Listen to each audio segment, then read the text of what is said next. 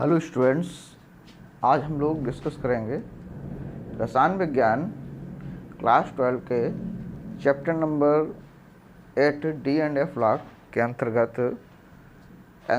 कुछ महत्वपूर्ण NCERT question के बारे में। स्टूडेंट्स, अभी तक हम लोग डिस्कस कर रहे थे डी एंड एफ लॉग के बारे में। आज सबसे लास्ट टॉपिक हम लोग डिस्कस करेंगे इस लेसन के कुछ एनसीईआरटी क्वेश्चन के बारे में। देखिए, फर्स्ट जो क्वेश्चन है, कह रहा है कि Cr2+ और Fe2+ में से कौन सा प्रबल अपचायक है। देखिए, प्रबल अपचायक का मतलब होता है कि कौन सा आयन या कौन सा तत्व कितनी शीघ्रता से ऑक्सीकृत हो सकता है। तो जो जितनी शीघ्रता से ऑक्सीकृत हो जाएगा वो उतना ही प्रबल अपचायक माना जाएगा। तो यहाँ पर दो आयन है, एक Cr2+ है और दूसरा Fe2+ है। तो बताना है कि इसमें कौन सा प्रबल अपचायक है। तो देखिए, Cr जो 2+ होगा तो इसका इलेक्ट्रॉनिक कॉन्फ़िगरेशन लिखेंगे अगर हम, तो ये आर्गन 18 3d4 होगा। ठीक है, क्या होगा? 3d4। अगर इसको Cr3+ में कन्वर्ट किया जाए तो इसका इलेक्ट्रॉनिक कॉन्फ़िगरेशन आएगा आर्गन 18 3d3 हो जाएगा। ठीक है। अब अगर हम Fe2+ की बात करते हैं तो Fe2+ का इलेक्ट्रॉनिक कॉन्फ़िगरेशन होगा, इलेक्ट्रॉनिक विन्यास आर्गन 18 3d6। Fe3+ का इलेक्ट्रॉनिक विन्यास अगर लिखेंगे तो आर्गन 18 एंड 3d5 हो जाएगा। तो देखिए यहाँ पर क्या हो रहा है कि Cr2+ से Cr3+ में ऑक्सीकृत हो रहा है। अब इसका इलेक्ट्रॉनिक विन्यास D4 से कितना होगा? D3 आ जाएगा। ठीक है। अब Fe2+ अगर एक इलेक्ट्रॉन त्याग देगा तो बनेगा Fe3+। जब ये Fe3+ बनेगा तो इलेक्ट्रॉनिक विन्यास D6 से D5 हो जाएगा। अब देखिए, D5 का मतलब ये है कि यहाँ पर क्या है, सभी उपकोषों में एक एक अयुग्मित इलेक्ट्रॉन है, तो ये अत्यधिक स्थायी है। तो कोई भी आयन स्थायी अवस्था में पहुँचना चाहता है तो यहाँ पर ये आसानी से Fe2+ से 3+ में परिवर्तित हो जाएगा, क्योंकि यहाँ पर इसकी आयन एंथैल्पी कम हो जाएगी। इसलिए हो जाएगी क्योंकि D6 में क्या होगा, D6 में इलेक्ट्रॉनिक विन्यास में प्रथम इलेक्ट्रॉन लास्ट इलेक्ट्रॉन को प्रतिकर्षित कर देगा, जिससे इलेक्ट्रॉन निकालने के लिए कम ऊर्जा की आवश्यकता होगी, आसानी से D5 में परिवर्तित हो जाएगा स्थायी इलेक्ट्रॉनिक विन्यास में। इसलिए अपचायक होगा ये। ठीक है, क्योंकि क्रिया ऑक्सीकरण की हो रही है, इसलिए पदार्थ क्या होगा?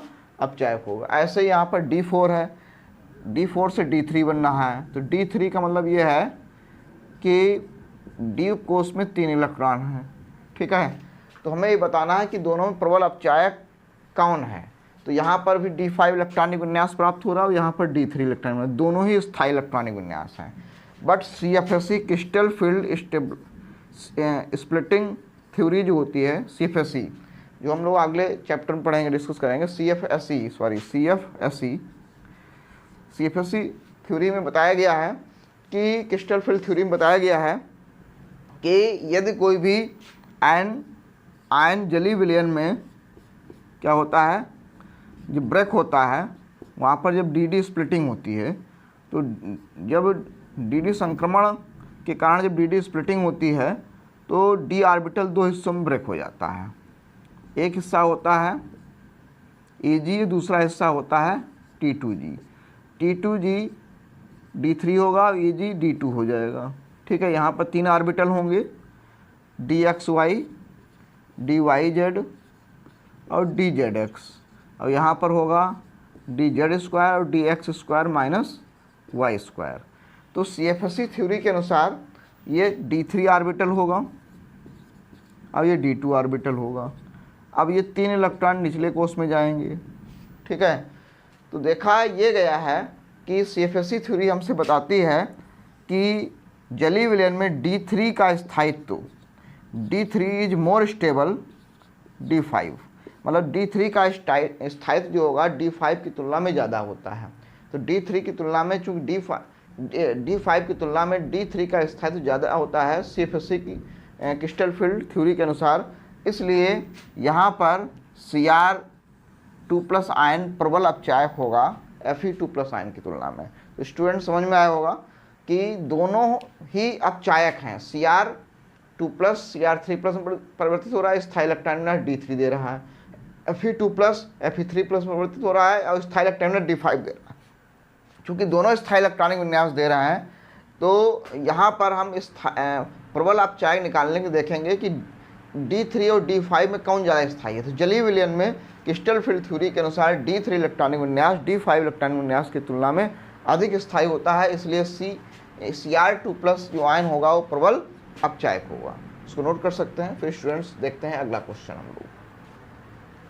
स्टूडेंट दूसरा क्वेश्चन कह रहा है कि +3 ऑक्सीकरण अवस्था ऑक्सीकृत होने के संदर्भ में Mn2+ के यौगिक Fe2+ यौगिक की तुलना में अधिक स्थायी हैं, क्यों? कह रहा है कि Mn2+ जो है के यौगिक जो होंगे वो Fe2+ की तुलना में स्थायी हैं, क्यों? तो यहाँ भी इलेक्ट्रॉनिक विन्यास के आधार पर हम देखेंगे। Mn2+ का इलेक्ट्रॉनिक विन्यास होगा आर्गन 18 3d5, ठीक है। और Mn3+ जब +3 ऑक्सीकरण अवस्था होगी तो इलेक्ट्रॉनिक विन्यास होगा आर्गन 18 3d4, ठीक है। Fe2+ इलेक्ट्रॉनिक विन्यास, Fe2+ का इलेक्ट्रॉनिक विन्यास लिखेंगे तो आर्गन 18 3d6। Fe3+ का इलेक्ट्रॉनिक विन्यास लिखेंगे तो क्या आ जाएगा आर्गन 18 3d5। अब देखिए स्टूडेंट्स यहाँ पर क्या परिवर्तन हो रहा है। Mn2+ से जब हमारा Mn3+ बन रहा है तो इलेक्ट्रॉनिक विन्यास D5 से D4 बन रहा है, ठीक है। यदि Fe2+ से जब Fe3+ बन रहा है तो इलेक्ट्रॉनिक विन्यास क्या आ रहा है कि यहाँ पर D6 से D5 आ रहा है, ठीक है। तो क्या कह रहा है कि +3 ऑक्सीकरण अवस्था में ऑक्सीकृत होने के संदर्भ में Mn2 के यौगिक Fe2+ की तुलना में अधिक स्थायी क्यों हैं। तो देखिए Mn2 के यौगिक स्थायी क्यों है, इसका आंसर हमें मिल चुका है। यहाँ पर Mn2+ का बाह्यतम कोश का इलेक्ट्रॉनिक विन्यास है D5, ठीक है। क्या है? D5 है, अधिक स्थायी। क्या है? अधिक स्थायी। और यहाँ पर क्या हो रहा है, Fe2+ से 3+ बना रहा है तो यहाँ पर Fe+3 अवस्था में क्या है, अधिक स्थायी है। क्या है? अधिक स्थायी। ये क्या है? कम स्थायी है। तो स्टूडेंट्स आप लोगों को आंसर मिल गया होगा कि Mn2+ यौगिक जो हैं, Mn2+ यौगिक जो है वो अधिक स्थायी होते हैं। Mn2+ यौगिक जो होते हैं वो Mn3+ की तुलना में अधिक स्थायी होंगे, क्यों? Mn2+ के यौगिक Mn3+ की तुलना में इसलिए अधिक स्थायी होंगे क्योंकि Mn2+ के अवस्था में बाह्यतम कोश का इलेक्ट्रॉनिक विन्यास बाह्यतम कोश का इलेक्ट्रॉनिक विन्यास D5 होता है, जो कि अत्यधिक स्थायी होता है, जिससे इलेक्ट्रॉन निकालने के लिए अधिक ऊर्जा की आवश्यकता होगी, इसलिए इसकी आयन एंथैल्पी का मान उच्च हो जाएगा। अतः ये या सरलता से Mn3+ में परिवर्तित नहीं होगा, क्योंकि कोई भी आयन अधिक स्थायी अवस्था में रहना चाहता है। तो यहाँ पर Mn2+ अवस्था में जो यौगिक होंगे वो अधिक स्थायी होंगे Mn3+ की तुलना में, ठीक है। अब बात करते हैं Fe के लिए। तो Fe2+ अवस्था में इलेक्ट्रॉनिक विन्यास D6 है, जबकि Fe3+ अवस्था में क्या आएगा, D5। तो कोई भी यौगिक कम स्थायी से अधिक स्थायी अवस्था में जाना चाहता है। तो यहाँ पर देखिए क्या हो रहा है, जब Fe2+ एक इलेक्ट्रॉन और त्यागेगा तो D5 हो जाएगा, मतलब ऑक्सीकरण अवस्था +3 हो जाएगी, और जो D कोष में इलेक्ट्रॉन हो जाएंगे 5, तो अधिक स्थायी हो जाएगा। तो जब ये Fe आयन जो है 2 से 3 अवस्था में जा रहा है तो ज़्यादा अधिक स्थायी आ रहा है। तो +3 अवस्था में इसके अधिक स्थायी इलेक्ट्रॉनिक विन्यास आ रहा है, इसलिए जो Fe के यौगिक जो होंगे वो +3 अवस्था में अधिक स्थायी होंगे। Mn के यौगिक 2+ अवस्था में अधिक स्थायी होंगे, जबकि Fe के यौगिक 3+ अवस्था में अधिक स्थायी होंगे, क्योंकि Mn का अधिक स्थायी इलेक्ट्रॉनिक विन्यास Mn 2+ अवस्था में आ रहा है, जबकि Fe का अधिक स्थायी इलेक्ट्रॉनिक विन्यास Fe 3+ अवस्था में आ रहा है। तो जिस अवस्था में इलेक्ट्रॉनिक विन्यास अधिक स्थायी आता है उसके यौगिक उसी अवस्था में अधिक स्थायी होते हैं। तो यहाँ Mn2+ के यौगिक जो होंगे, Mn के यौगिक 2+ अवस्था में अधिक स्थायी होंगे, क्योंकि यहाँ D5 इलेक्ट्रॉनिक विन्यास है, जबकि Fe के यौगिक 2+ की तुलना में 3+ अवस्था में अधिक स्थायी होंगे, क्योंकि इस 3+ अवस्था में इसका इलेक्ट्रॉनिक विन्यास D5 होने के कारण अत्यधिक स्थायी होता है, इसलिए ये 3+ अवस्था में अधिक स्थायी यौगिक देगा। तो आंसर मिल चुका होगा कि +3 ऑक्सीकरण अवस्था में ऑक्सीकृत होने के संदर्भ में Mn2 के यौगिक Mn2+ के यौगिक 2+ की तुलना में Fe2+ की तुलना में अधिक स्थायी होंगे। क्यों? तो इसका आंसर यही है कि 2+ अवस्था में इसका अधिक स्थायी इलेक्ट्रॉनिक विन्यास होता है। ठीक है, जब इसलिए ये शीघ्रता से 3+ में परिवर्तित नहीं होंगे, जबकि Fe जो होगा, Fe क्या होगा, Fe 3+ अवस्था में अधिक स्थायी इलेक्ट्रॉनिक विन्यास दे रहा है, इसलिए इसके 3+ अवस्था में अधिक स्थायी यौगिक होंगे। तो स्टूडेंट्स का आंसर मिल गया होगा। तीसरा क्वेश्चन देखते हैं कि प्रथम संक्रमण श्रेणी में ऑक्सो धनायन के नाम लिखिए जिसमें धातु संक्रमण श्रेणी की वर्ग संख्या के बराबर ऑक्सीकरण अवस्था प्रदर्शित होती है। तो ये दूसरे क्वेश्चन का आंसर था। तीसरे क्वेश्चन का आंसर देखते हैं। देखिए कौन कौन से जो ऑक्सो धनायन है। एक तो है BO3- पहला, दूसरा है Cr2O7 2- और तीसरा होता है MnO4-। यहाँ पर V की ऑक्सीकरण अवस्था आएगी। V की ऑक्सीकरण संख्या अगर निकालें तो 3 दूनी 6 और 6 में से 1 चला जाएगा, 5 आएगी। कितनी आएगी? 5 ऑक्सीकरण अवस्था कितनी आएगी? 5 आएगी। और इसका इलेक्ट्रॉनिक विन्यास अगर वैनेडियम के लिखेंगे 23 तो होगा आर्गन 18 4s2 और 3d3। तो यहाँ पर टोटल बाह्यतम कोश में इलेक्ट्रॉन कितने हैं? 5 हैं। तो इसकी वर्ग संख्या कितनी होगी? 5 होगी। वर्ग संख्या कितनी होगी? 5 होगी। वर्ग संख्या भी 5 है और ऑक्सीकरण संख्या भी 5 है। Cr2O7 Cr की ऑक्सीकरण संख्या निकालें अगर हम तो देखिए कितनी आएगी। Cr की ऑक्सीकरण संख्या 7 दूनी 14, 14 में से 2 चलेंगे 12, 12 को 2 से भाग कर देंगे तो +6 आएगी। और Cr का इलेक्ट्रॉनिक विन्यास अगर लिखेंगे तो क्या होता है? आर्गन 18 4s1 3d5 होता है। तो 4s1 जब 3d5 होता है तो देखिए यहाँ पर क्या आएगा? टोटल इलेक्ट्रॉन हो गए 5 1 6। तो वर्ग संख्या इसकी क्या हो गई? वर्ग संख्या हो गई 6। तो यहाँ भी वर्ग संख्या ऑक्सीकरण संख्या के बराबर आ रही है। अब बात करते हैं MnO4। तो MnO4 में Mn की ऑक्सीकरण संख्या निकाल लीजिए। Mn की ऑक्सीकरण संख्या कितनी होगी? 4 दूनी 8, 8 में से 1 चला गया प्लस का 7। अब इलेक्ट्रॉनिक विन्यास अगर हम Mn का लिखें तो Mn होता है 25 आर्गन 18 4s2 3d5। मतलब टोटल बाह्यतम कोश में 5 2 7 इलेक्ट्रॉन हो गए, तो वर्ग संख्या भी 7 हो गई। तो स्टूडेंट्स समझ में आ गया होगा, यहाँ वर्ग संख्या भी 7 है और ऑक्सीकरण संख्या भी 7 है। तो यही तुम्हारे क्वेश्चन का आंसर हो गया कि जो है ऑक्सो धनायन जो लिखने हैं उनमें उनकी जो वर्ग संख्या होनी चाहिए वो ऑक्सीकरण अवस्था के बराबर होनी चाहिए। यहाँ पर 3 यौगिक हैं ऑक्सो धनायन, BO3-, Cr2O7 2- और MnO4-। इनमें वैनेडियम, क्रोमियम और Mn की जो ऑक्सीकरण संख्या है वही इनकी वर्ग संख्या होगी। स्टूडेंट नोट कर सकते हैं। फिर हम लास्ट क्वेश्चन चौथा 5वां क्वेश्चन देखते हैं। स्टूडेंट्स क्वेश्चन नंबर 4 देखेंगे। संक्रमण धातुओं की ऑक्सीकरण अवस्था में परिवर्तनशीलता कह रहा है। असंक्रमण मतलब SO2 ब्लॉक के जो तत्व होंगे वो असंक्रमण बोले जाएंगे। असंक्रमण धातुओं में ऑक्सीकरण अवस्थाओं में से परिवर्तनशीलता से किस प्रकार भिन्न है, उदाहरण द्वारा स्पष्ट करें। तो इसका देखिए क्वेश्चन क्या कह रहा है। क्वेश्चन ये कह रहा है कि जो संक्रमण तत्व हैं उनकी ऑक्सीकरण अवस्था लिखी जाए और कोई एस और पी ब्लॉक तत्वों की ऑक्सीकरण अवस्था लिखी जाए, तो दोनों में क्या अंतर आएगा, ये भिन्नता हमें बतानी है कि जब जो संक्रमण तत्व होते हैं वो परिवर्तनशील ऑक्सीकरण अवस्था दिखाते हैं और जो एस तो दिखाएंगे नहीं, पी ब्लॉक के कुछ तत्व जो परिवर्तनशील ऑक्सीकरण अवस्था दिखाते हैं, तो दोनों में अंतर क्या आएगा। तो इसके लिए हम एक उदाहरण लेते हैं एमएन का। एमएन की जो ऑक्सीकरण संख्या जो होती है वो इस प्रकार से होती है, +2 भी होती है, +3 भी होती है, +4 भी होती है, +5 भी होती है, +6 भी होती है, +7 होती है। तो यहाँ पर अंतर कितने का आ रहा है, +1 का। ठीक है, कितने का अंतर आ रहा है, +2 से +3 +1 का अंतर आ रहा है।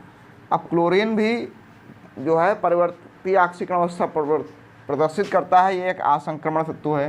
तो इसकी ऑक्सीकरण संख्या होती है -1, फिर +1, फिर +3, फिर +5 और फिर लास्ट में होती है +7।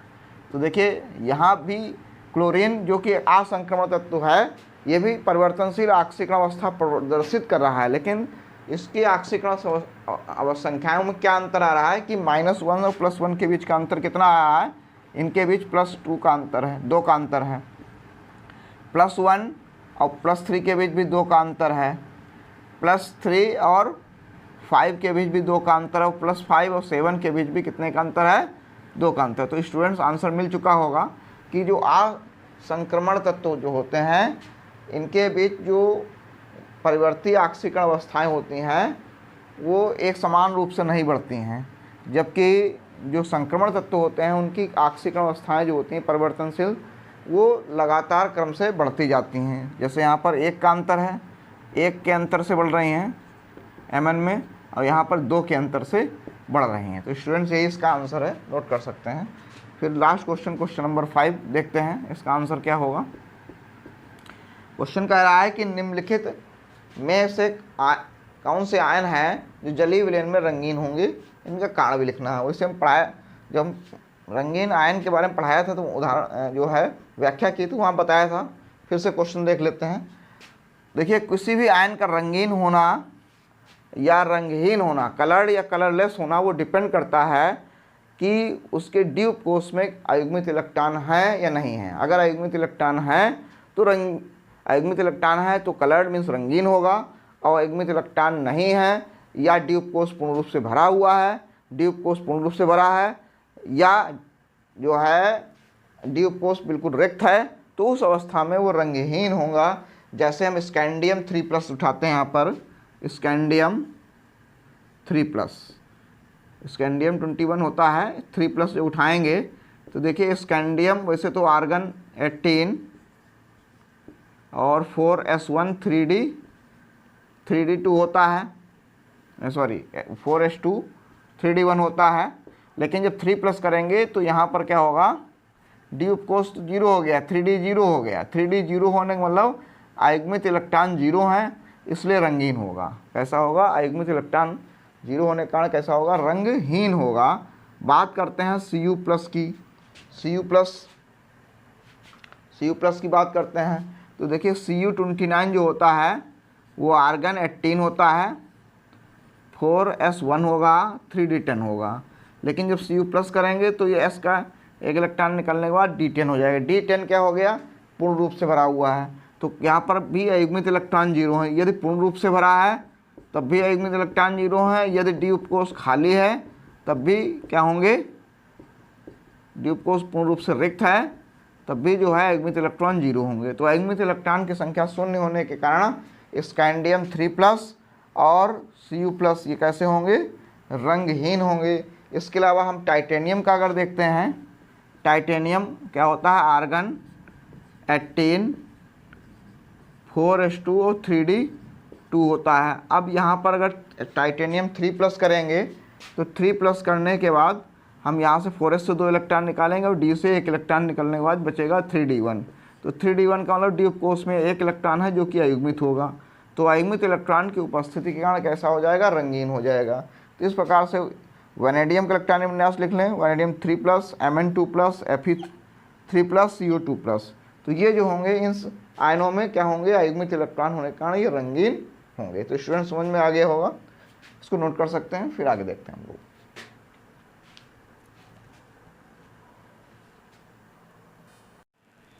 स्टूडेंट्स आगे अन्य क्वेश्चन हम लोग देखते हैं। D4 स्पीसीज में से Cr2 प्लस प्रबल अपचायक है, जबकि Mn3 प्लस प्रबल आक्सीकारक है, क्यों? तो देखिए Cr2 प्लस इलेक्ट्रॉनिक विन्यास आर्गन 18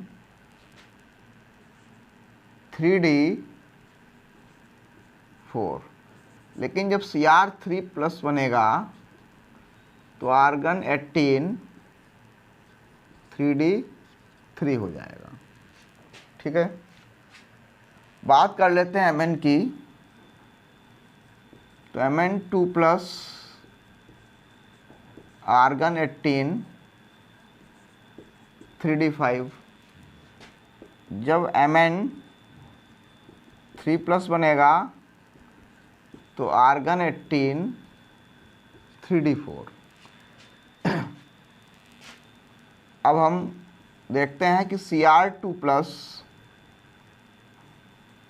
से जब Cr3 प्लस बनेगा तो D4 से D3, तो अभी पीछे बताया था D3 क्या है, अधिक स्थायी, अधिक स्थायी। लेकिन जब Mn2 प्लस से Mn3 प्लस बना तो इलेक्ट्रॉनिक विन्यास D5 से D4, तो ये क्या हो रहा है, कम स्थायी। ठीक है, तो Cr2 प्लस से जब Cr3 प्लस हो रहा है तो ये D4 से D3 में कम स्थायी से अधिक स्थायी इलेक्ट्रॉनिक विन्यास प्राप्त हो रहा है। तो अधिक स्थायी इलेक्ट्रॉनिक विन्यास प्राप्त हो रहा है, तो यहाँ पर इसका कब अधिक स्थायी इलेक्ट्रॉनिक विन्यास जब प्राप्त हो रहा है, जब ये Cr2 प्लस से Cr3 प्लस में परिवर्तित हो रहा है, अर्थात इसका ऑक्सीकरण होगा। तो यहाँ पर ये पदार्थ होगा अपचायक, प्रबल अपचायक होगा। ठीक है, क्या होगा, प्रबल अपचायक होगा। पीछे बता चुके हैं, पहले क्वेश्चन बताया था हमने। लेकिन जब Mn2 प्लस से Mn3 प्लस बनाया गया तो ये क्या होगा, D5 से अधिक स्थायी से कम स्थायी जा रहा है, तो ये जो है आसानी से परिवर्तित नहीं होगा। तो यहाँ पर जो होगा ये ऑक्सीकरण होने के बजाय यहाँ पर अपचयन होगा। यहाँ पर क्या होगा, अपचयन होगा। जो अपचयन होगा तो पदार्थ ऑक्सीकृत होगा, मतलब ये Mn3 प्लस से कन्वर्ट होना चाहेगा Mn2 प्लस में, क्योंकि Mn3 प्लस होता है D4, D4 से D5 में परिवर्तित होना चाहेगा सरलता से। तो जब Mn3 प्लस से Mn2 प्लस में बदलेगा तो Mn3 प्लस से 2 प्लस में बदलेगा, तो यहाँ अपचयन होगा। तो अपचयन होगा तो ये क्या होगा, प्रबल ऑक्सीकारक होगा, क्योंकि हमने पढ़ा हुआ है यदि क्रिया ऑक्सीकरण की है तो पदार्थ अपचायक होता है, और यदि क्रिया अपचयन की हो रही है तो पदार्थ ऑक्सीकारक होता है।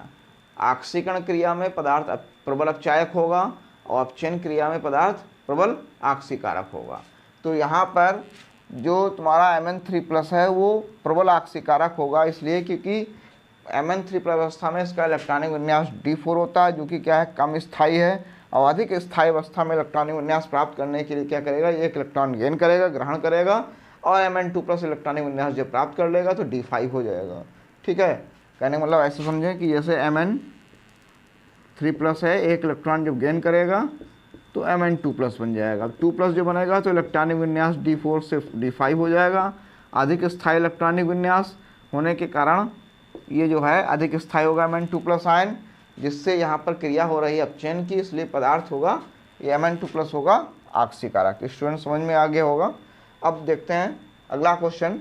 जलीय विलयन में CO मीन्स कोबाल्ट सेकेंड स्थायी है, लेकिन कह रहा है कि संकुलनकारी अभिकर्मकों की उपस्थिति में ये सरलता से ऑक्सीकृत हो जाता है। ऑक्सीकृत होने का मतलब है कि ये CO2 प्लस से CO3 प्लस में परिवर्तित हो जाता है।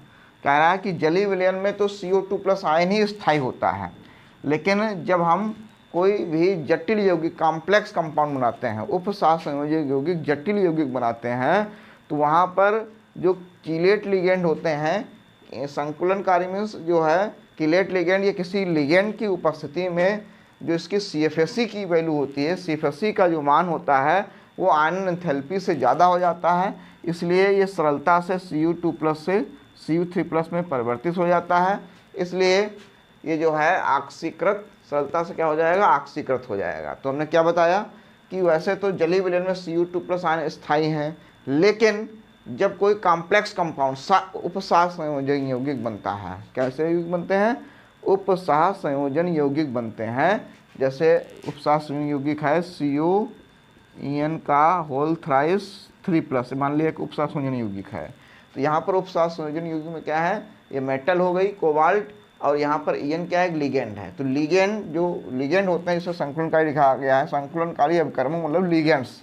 तो लिगेंड्स की उपस्थिति के कारण जो है इनका CO3+ अवस्था में स्थायित्व बढ़ जाता है, क्योंकि इसकी CFC का जो मान होता है वो आयन एंथैल्पी से ज़्यादा हो जाता है, जिससे सरलता से Cu2+ से Cu3+ में परिवर्तित हो जाते हैं। क्रिस्टल फील्ड स्टेबलाइजेशन एनर्जी जो होती है, CFC की वैल्यू जो होती है मोर देन हो जाती है आयनन एंथैल्पी, आयनन एंथैल्पी से ज़्यादा हो जाती है, जिससे सरलता से Cu2+ से Cu3+ में परिवर्तित हो जाएगा। इसलिए ये क्या होगा, हमारा सरलता से ऑक्सीकृत हो जाएगा। तो स्टूडेंट समझ में आया होगा। अब हम लोग लास्ट क्वेश्चन देखते हैं, इसको नोट कर लें, फिर देखते हैं लास्ट क्वेश्चन। तो स्टूडेंट्स हम लोग लास्ट क्वेश्चन देखते हैं कि Mn2+ तथा 2+ से M बन रहा है, मतलब यहाँ पर अपचयन हो रहा है। यहाँ 3+ से 2+ बना, यहाँ भी अपचयन हो रहा है। तो यहाँ पर E0 मतलब मानक अपचयन विभव या इलेक्ट्रोड विभव के मान दिए गए हैं Cr2+ से Mn2+ M के लिए और Mn3+ से 2+ के लिए।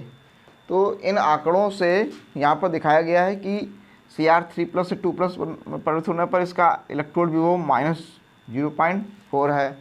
इसी प्रकार से Mn का +1.5 है और Fe का प्लस में ही 0.8 होगा।